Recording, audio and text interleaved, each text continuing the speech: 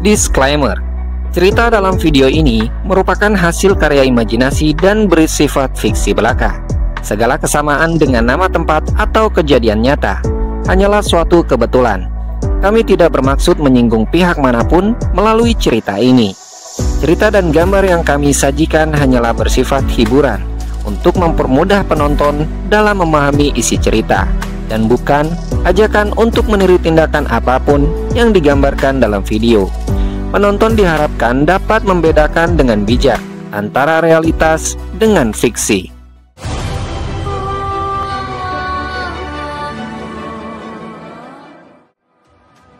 Sore Sobat Klonime, bareng Yue lagi nih di Klonime Channel. Melihat penikmat Klonime yang begitu antusias, kali ini Yui akan merekap sebuah manhwa berjudul Pria Cupu yang Rakus Hadiah adalah Dewa Immortals Dunia Game Chapter 2 ya sob.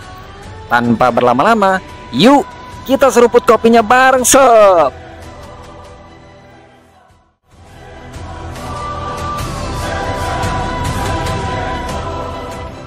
Cerita dimulai di mana terlihat sebuah kamar yang gelap dan sempit. Tengah disoroti cahaya lampu yang berasal dari layar komputer. Di sanalah Chuseng yang tampak kelelahan, dirinya telah kembali pada kehidupan nyatanya sebagai seorang gamer. Dengan kamar berantakan yang berserakan banyak sekali barang, dirinya yang terduduk di kursi game tampak mengeluh.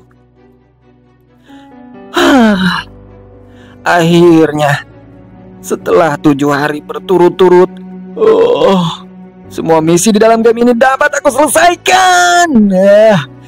Ujar Chuseng merasa sangat lega.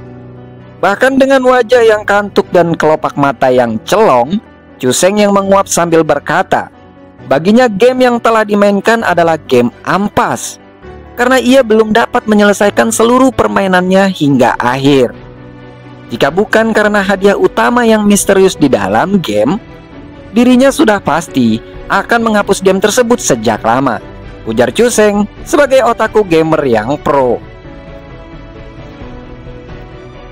Kemudian kita putar kembali di mana adegan berpindah pada 7 hari sebelumnya, di mana pada hari itu, tepatnya seminggu yang lalu, sebuah game bernama Sistem Kultivasi Mahadewa tengah muncul pada komputer Chuseng entah dari mana. Tepat ketika dirinya hendak menghapus sebagai sampah perangkat lunak, Chuseng menemukan bahwa game tersebut tampak baginya sangat berbeda. Di dalam game itu telah mengklaim jika seorang pemain dapat menaklukkan seluruh karakter wanita, juga telah menyelesaikan seluruh misi yang diberikan, maka player yang memainkan game tersebut akan mendapatkan hadiah utama yang sangat misterius. Setelah mencoba beberapa misi awal dalam permainan, pada akhirnya Chuseng memilih untuk tinggal dan terus memainkannya, hanya untuk mendapatkan hadiah misteriusnya saja. Chuseng juga beranggapan dengan angkuhnya bahwa seluruh karakter gadis-gadis cantik di dalam game itu tidaklah mungkin layak mendapatkan XP miliknya, hanya untuk memenangkan hadiah misterius tersebut sebagai cara yang efektif. Mengingat akan karakter yang dimainkannya dalam game, Chuseng memutuskan dirinya untuk menjadi seorang Dao Mingzi. Karena karakter yang diketahuinya itu adalah karakter yang dapat melakukan apa saja di dalam game tersebut.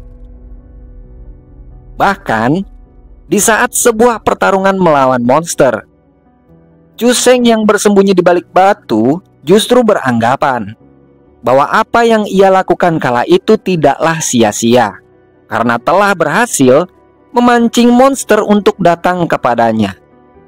Namun yang tampak melawan monster kuat tersebut bukanlah Chuseng. Dirinya yang sebagai Mingzi justru memanfaatkan hal tersebut. Ia yang tersenyum licik di balik batu saat itu sengaja membuat gadis cantik Xiao Xiao muridnya itu untuk bertarung hingga tubuhnya lemas. Betapa culasnya ya enggak sih si Chuseng? Di dalam hati Mingzi juga berkata, ia sengaja membuat Xiao Xiao bertarung hingga kelelahan. Dan ketika Xiao Xiao merasa tidak sanggup lagi, maka Mingzi akan menyelamatkan sang murid hanya untuk membuat Xiao Xiao jatuh cinta kepadanya. Idih, kacau nih, dasar Mingzi. Dan ternyata pucuk dicinta ulam pun tiba, di mana rencana yang Mingzi lakukan telah berhasil. Dirinya telah membuat Xiao Xiao berterima kasih kepada Mingzi sambil memberikan pertanyaan kepada sang guru dengan pipi apel cihuinya, coy. Master, jika ada seorang gadis yang naksir kepadamu dan ingin menjadi pasangan Tao dengan gaya kesatria, apakah kau mau? Tanya Xiao Xiao pada Dao Mingzi malu-malu meow. Meow. Mendapatkan apa yang diinginkan Chu Sheng di dalam game, Chu Sheng sebagai Mingzi lantas berkata, "No comment," ujar Mingzi tersenyum dengan tipu muslihatnya. Hahaha, kasihan Denny Xiao Xiao. Dirinya juga kembali berkata kepada Xiao Xiao. Dengan tawa koplaknya kembali menyampaikan ketika Xiao Xiao sangat menyukai Dao Mingzi. Kini saatnya Mingzi pergi mencari mangsa yang baru. Waduh, kurang ajar sini MC. Kacau banget loh. Xiao Xiao aja udah cantik, malah mangsa baru. Dasar drikili. Mendengar ungkapan cintanya tak digubris, hal itu sungguh mengejutkan Xiao Xiao. Dirinya tampak terlihat begitu kocak, merasakan hatinya hancur tersambar petir. Bleger! Sementara setelah berhasil dengan sukses, Mingzi pun kabur nih meninggalkan Xiao Xiao dengan menggunakan awan kinton, coy. Namun melihat orang yang disukainya melarikan diri, Xiao Xiao dari bawah hanya meratap dan memanggilnya master sambil menitikkan air matanya yang unyu. Master, ujar Xiao Xiao.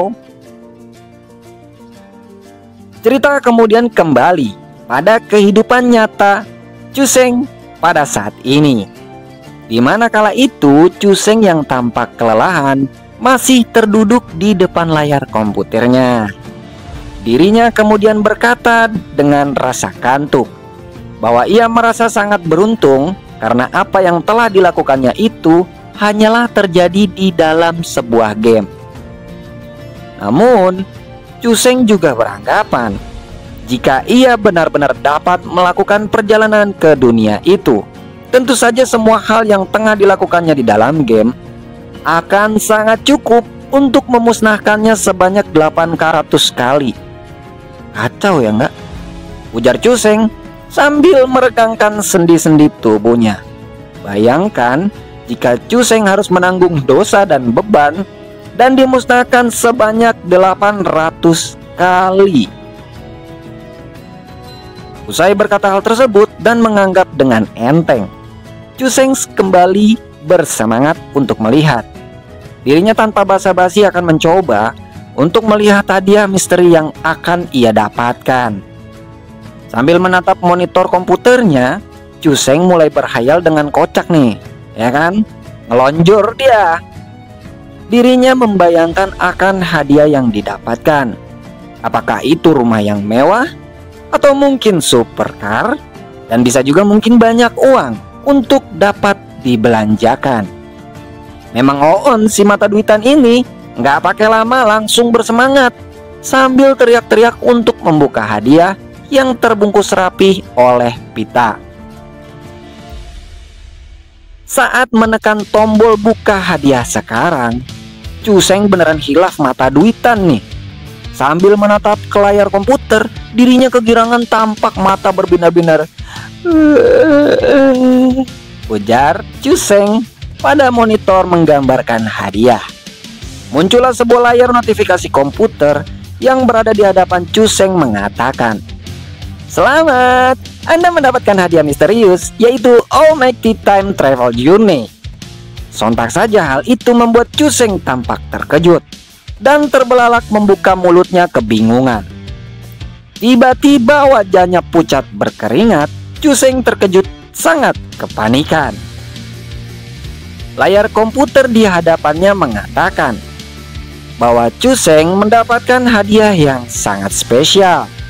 Sebuah perjalanan waktu ke dunia game yang ia mainkan dengan kultivasi Golden Elixir secara nyata.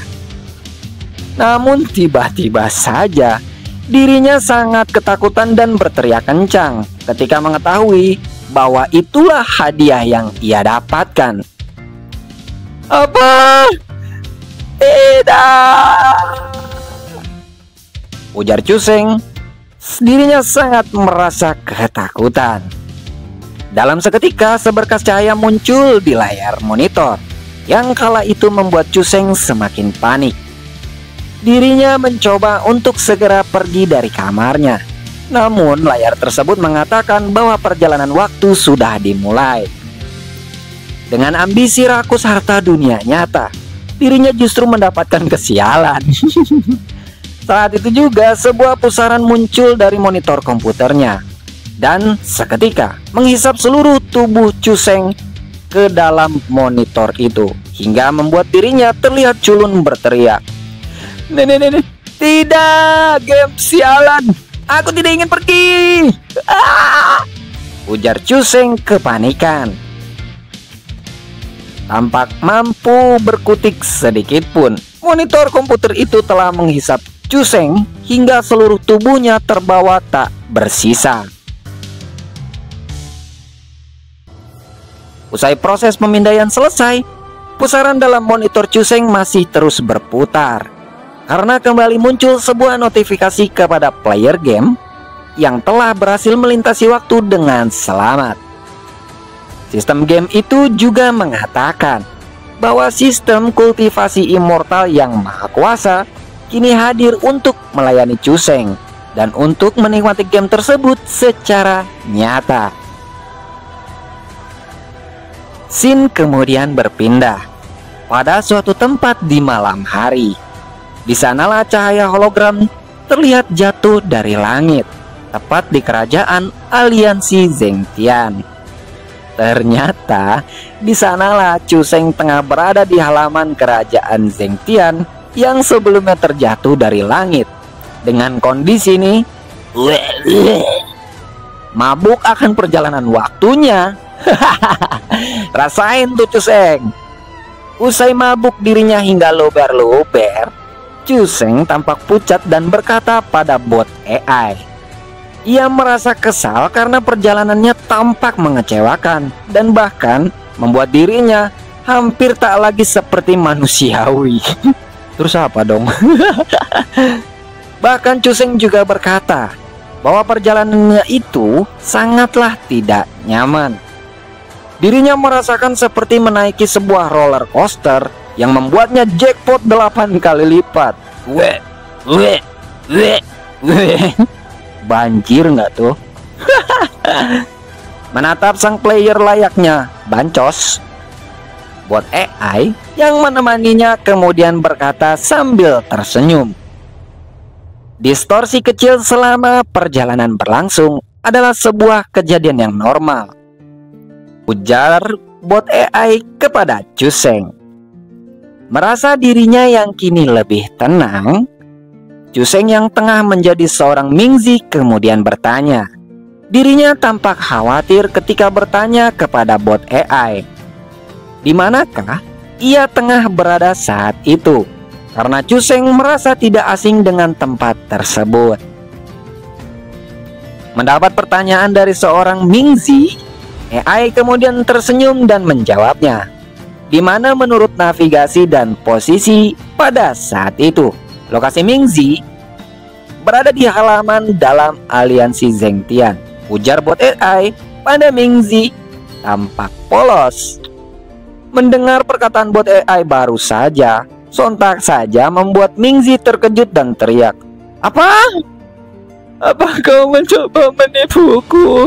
Aku tidak pernah memilih titik ini. Apa kau ingin memusnahkan aku di aliansi Zengtian?" Ujar Mingzi pada bot AI kepanikan. Memang sudah jelas bahwa Mingzi aslinya adalah karakter yang memiliki tingkah sangat cupu dan culun.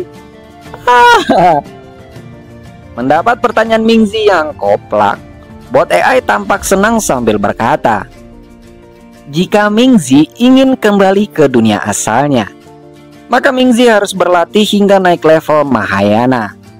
Bot AI juga kembali menjelaskan jika level Mahayana telah dicapai, hal itu dibutuhkan olehnya untuk mengaktifkan sebuah fungsi perjalanan Mingzi untuk melintasi seluruh alam.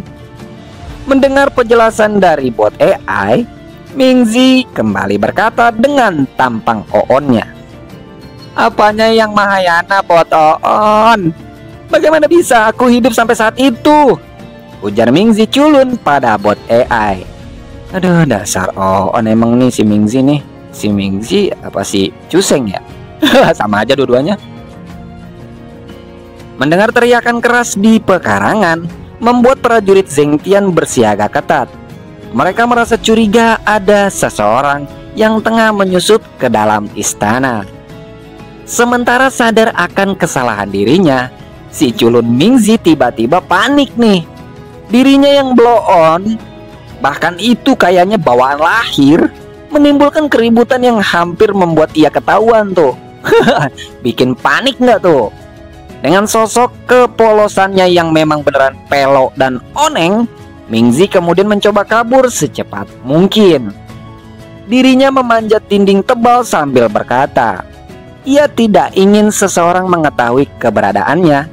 Jika tidak, maka ia pasti habisi. Namun, sambil berusaha keras melompat dinding, Mingzi yang culun kembali berkata, Aduh, ini dinding yang tinggi. Aku belum pernah memegang tangan seorang gadis seumur hidup. Aku tidak boleh modar di sini. Ujar Mingzi memanjat kepanikan. Rasain tuh. Sesampainya Mingzi di balik dinding, dirinya mengendap pergi sambil berpikir. Ada seberkas cahaya di dalam sebuah rumah, namun tampaknya tidak ada seorang pun di sana, ujar Mingzi pada kondisi tersebut.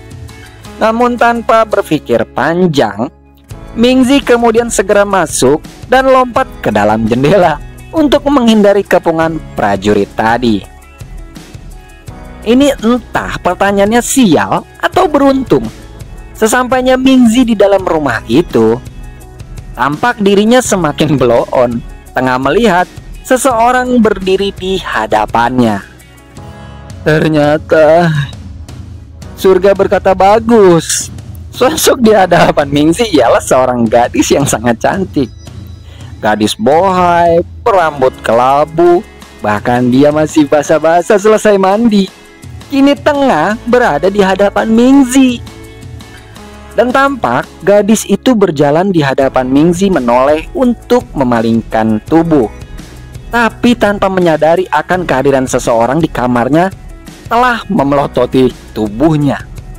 Dirinya sungguh tak menyadari bahwa pinggul bohai miliknya tengah dipelototin Mingzi di balik sehelai handuk. Alamak, enak tuh. Tiba-tiba saja si gadis kini tersadar dan menoleh. Namun dirinya tampak membeku terdiam dan berdiri di hadapan Mingzi. Gimana tuh coba? Gurih. Menyadari akan tubuh ehemnya dilihat Mingzi, si gadis tak berkutik hanya terdiam.